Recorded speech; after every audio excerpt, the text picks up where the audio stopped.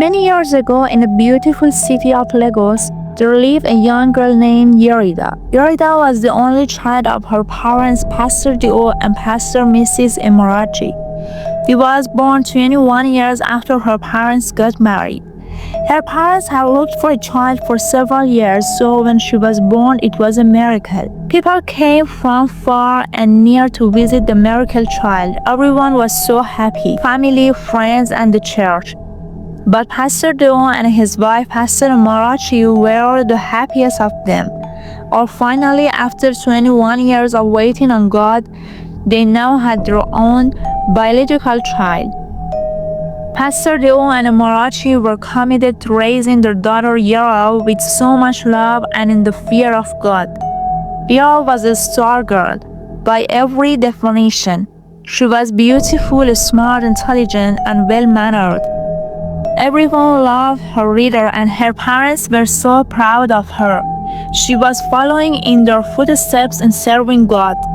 She was in the teenage choir and participated actively in all church activities.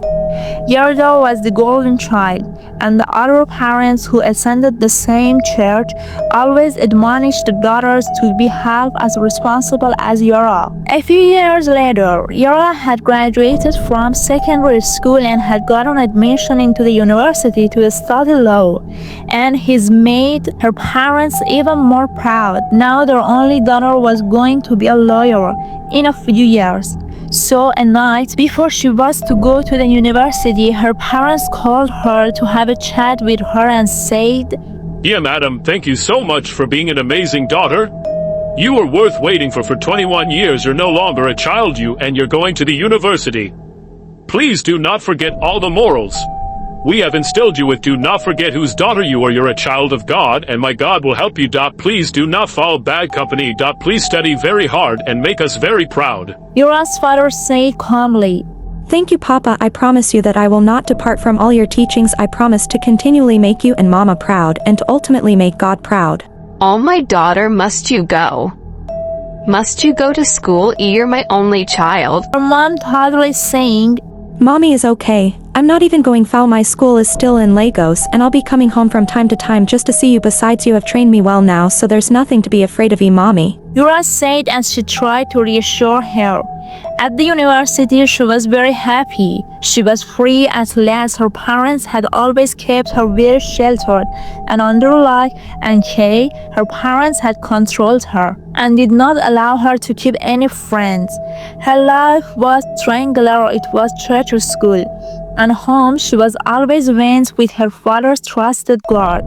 But now she was free indeed and was free to explore and live her own life on her own terms. So a few weeks later, Yara had settled down in the university. She went for lectures and was very happy. She had also found the church and was committed and dedicated to God. Also, Yara did not go to church as frequently as when she was at home. But she was still a good girl, regardless. She couldn't bring herself to go clubbing or wear a skimpy and revealing outfits. She had planned to live a reckless life at university, but could not bring herself to live that kind of life. So Yara was just happy going to lectures and still serving God. However, Yara had two roommates named Chinaza and Cha. They were the exact opposite of Yara. They were what everyone called the bad girls in the school. They clubbed every other night, partied, and had fun with different guys. Cha and Chinaza always missed lectures. They went to the nicest places and restaurants with different men and came back with beautiful dresses, chocolate, wine, handpress, and money. And each time they got back to their hotel, they would unbox all their gifts and then look at Yara and say, "When will you stop all this you're holier than thou attitude? See, let me tell you, this is the best time to enjoy your youth, have fun, go partying, go clubbing. You're a very beautiful lady now. East allow one way man to spoil you silly and take very good care of you like you deserve," Cha said happily. I am sorry, oh, but I cannot. I am a Christian, and besides my parents give me enough money, and it's you guys that need to change and stop frolicking around with men old enough to be your fathers. Your GRS are dropping and you're exposing yourself not only to danger but also to sexually transmitted diseases. Yura replied, looking very worried. Sarcastically, God forbid, I can never hide such an evil advice. While Cha and Chinaza continued to live very reckless lives, Yura focused on studying hard and begging good grades and serving God. She was a good girl by every definition and every standard. However, one day Yura met a handsome young man whose name was Fei, and her world changed forever.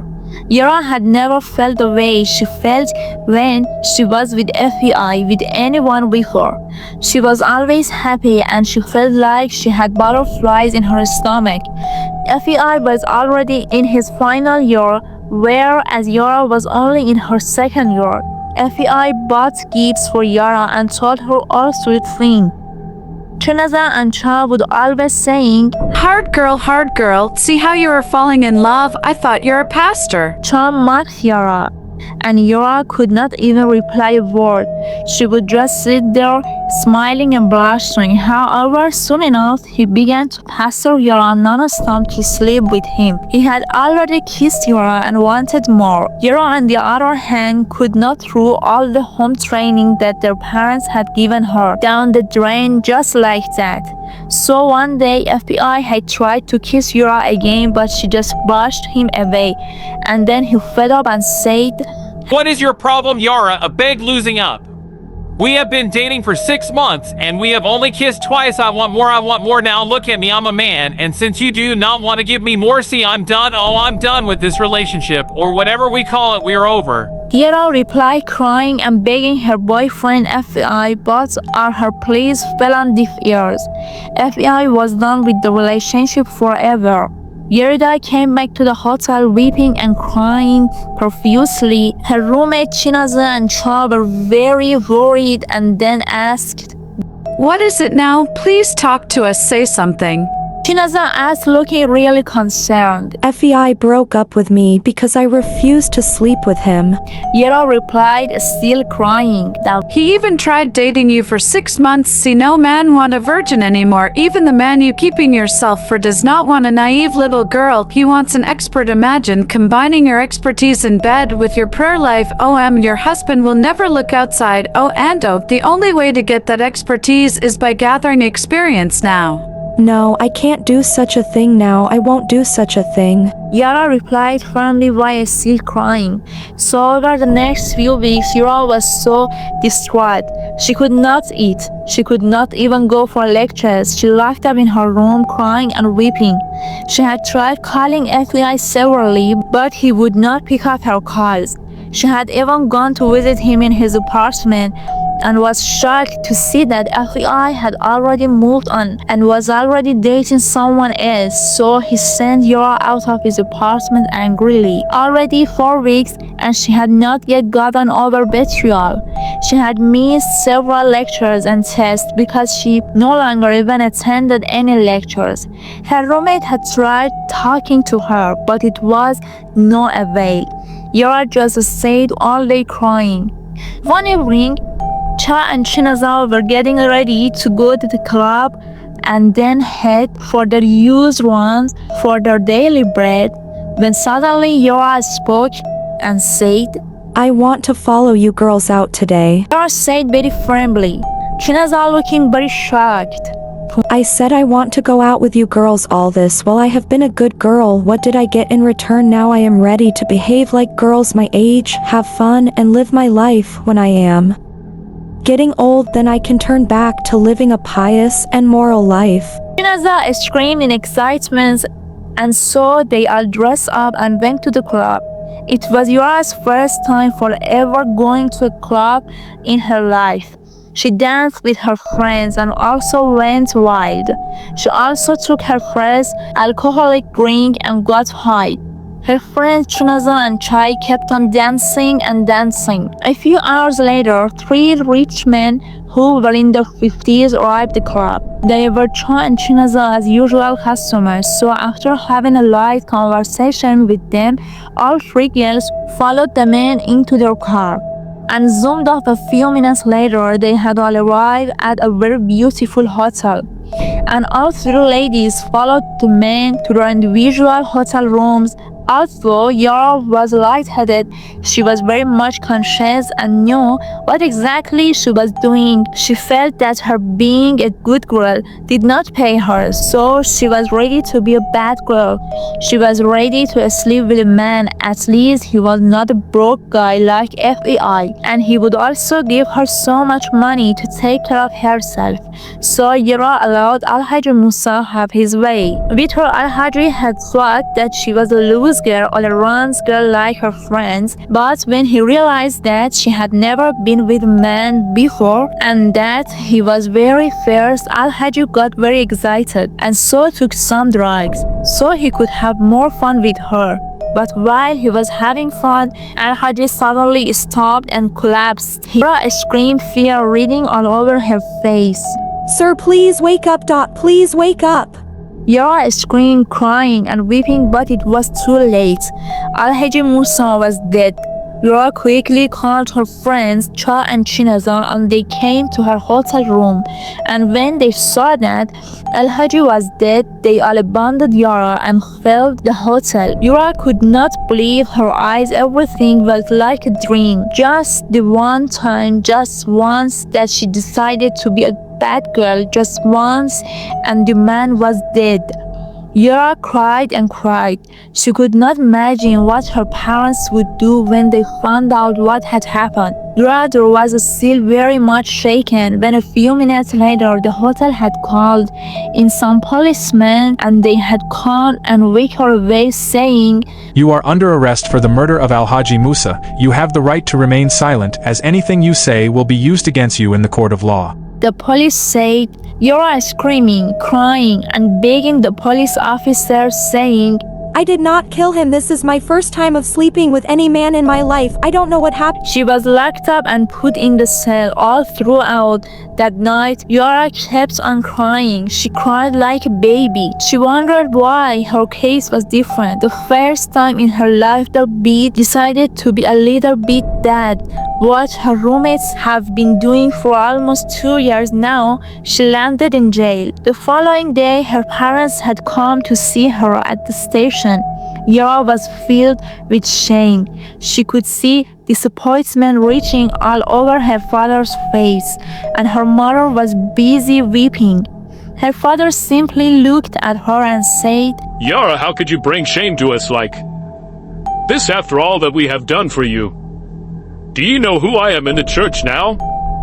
Every news agency and blog is parading your face and picture and my name. How can the only daughter of a prominent pastor be caught in bed with a man old enough to be her father, and as if that is not enough, the man ends up dead?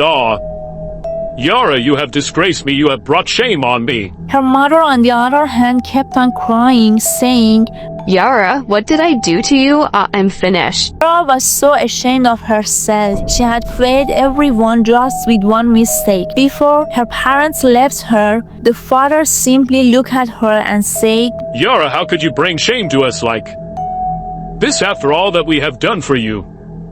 Do you know who I am in the church now? Wish you were never born. From this day onwards, you are no longer my daughter. I disown you. I will get a lawyer to represent you, but that is all I will ever do for you from now. He walked away angrily. Her mother, on the other hand, called out to her husband, screaming and crying. How can you say that, How can you disown your daughter? She's our daughter no matter what she does. YY has finished me. Yara's mother said as she ran after her husband.